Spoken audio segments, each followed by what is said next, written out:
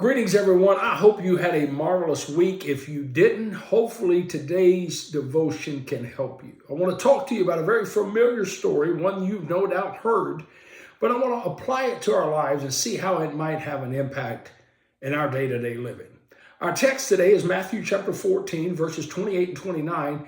And the scripture says, and this is a familiar story in that it's the one where Peter walks on water. And the text says, and Peter answered him, talking about Jesus, and said, Lord, if it be thou, bid me come unto thee on the water. And he said, come. Today's devotion is an invitation to a miracle. Sometimes God brings us to places in order for us to see things that we've never seen before. There are things that God does that the multitude can see. There's things that God does that society and our culture in general can see. But then there comes a point where God favors his kids. He favors those who follow him. And he brings them into a special place so they can see his glory. They can see his power working in their lives in a way that others aren't familiar with and aren't invited to at that particular moment. In this text, we see that Jesus sent the multitude away. The unbelievers had witnessed miracles. They had seen God perform various miracles, but they weren't invited to what he was about to do. The agnostics, the doubters, the hanger-oners, they hung around to see the miracle, to experience the sensationalism.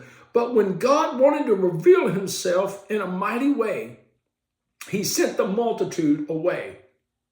Jesus goes and prays. But watch this. He sent the disciples into a storm. You read that right. Jesus goes to pray, but he sends the disciples into a storm. He knew the storm was going to come. The scripture doesn't tell us what the Lord was praying about, but I just suspect he was praying that his disciples would see the revelation of who he was. They would witness and their faith would grow from what they were about to experience. The multitude was not worthy of the storm. Because in the storm, that's where you see the true miracle-working power of God. It's in those difficult times of our lives, the times where it doesn't seem to make sense, where the pain or the grief or the struggle is so severe we don't understand. But it's in those times that God shows up and shows out in a very powerful way. Part-time Christians aren't worthy. The ones that only follow and show up on Sunday aren't worthy. But those closest to him, those who have surrendered to him, those who are following him to the best of their ability, it's those folks that Jesus invites to a deeper revelation of who he is. The storm was not sent by anybody. It just happened. Life happens sometimes, but God knows about it. God expects it. God is aware of those difficult times. Before the devil ever touched Job, he had to ask God. And when God allowed it, he blessed him doubly for it. Here we are in the third watch of the night. It's been said that's the darkest time of night. It was between 3 and 6 a.m. And the storm is raging. The disciples are freaking out. And on top of that, Jesus comes walking toward them. But guess what? He's walking to them on their problem. I read a scripture somewhere that says God has put everything under his feet. By Jesus walking on the storm, walking on the waves, he was showing, I've got power over the forces of nature. I am the Prince of Peace, and you can have peace even in the middle of your most violent, destructive storm. Notice this, Jesus did not calm the storm, but he told them, be of good cheer. In the middle of their storm, Jesus said, be of good cheer. It's me. I'm here. Friends, I want somebody watching this today to understand, I don't know what you're going through. I don't know what you're experiencing, but whatever it is, you can have peace in your storm. You can have cheer in your storm. You can have joy in your storm. It doesn't mean it's going to be easy. It doesn't mean everything's going to work out the way you want it to, but you can walk in the peace of knowing Jesus is with me. We find Peter anxious to see the deep things of God. And he asked Jesus, Lord, if that's you, bid me come. And Jesus said, Simon, if the only thing standing between you and a miracle is an invitation, get out of the boat and come on. That's all it took. Peter heard the invitation from God to experience the supernatural, and out of the boat he goes, and he walked on water. Now, the picture we always see is poor Peter sinking, but understand he was the only one that had the faith and the courage to trust God.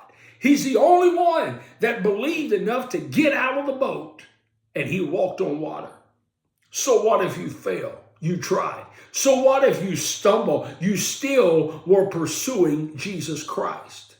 Notice this, the storm didn't change.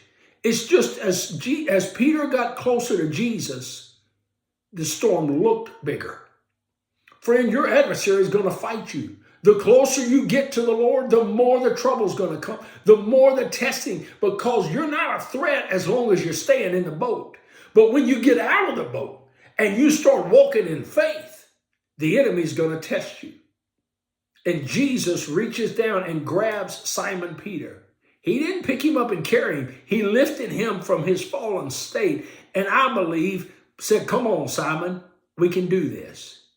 Because the scripture says, when they were come unto the ship, what was impossible for Peter by himself, once Jesus touched him, I believe him and Jesus walked right back to the boat. And once they got Jesus in the boat, the storm stopped.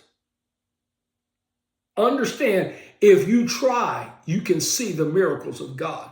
But you've got to get out of your boat. You've got to break free of tradition that's holding you back. You've got to step out in faith and try God. He will always honor your faith. Make your requests known. Step out of your comfort zone and get to walking toward Jesus. I promise you, for every step you take, he's coming at you just as hard.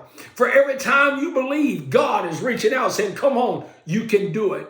God is giving you an invitation today to experience his miracle working power. It's time to get out of the boat and let God work through you. God bless you. Like it and share it. Share with me. Comment. I'd love to hear what you're doing this week to step out in faith, what you're believing God for. Let's join together in prayer and see the miracle working power of God. Until next week, get out of the boat and let God work a miracle for you.